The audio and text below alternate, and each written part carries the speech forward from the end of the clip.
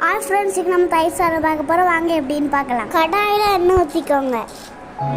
கடுகு உளுந்த பருப்பு போட்டுக்கோங்க. கருவேப்பிலை போட்டுக்கோங்க. இஞ்சியை செதுக்கி போட்டுக்கோங்க. வீட்டில் மிளகா இல்லை, அதனால மிளகா வத்தல் போட்டோம்.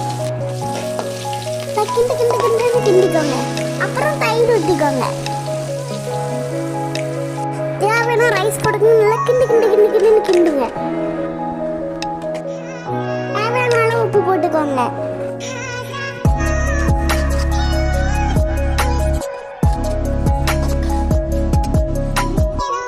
கொஞ்சம் ட்ரை ஓடிச்சுன்னா ஊற்றிக்கோங்க. கொத்தமல்லி இலை, கேரட்டையும் செடி கச்சவே போட்டுக்கோங்க.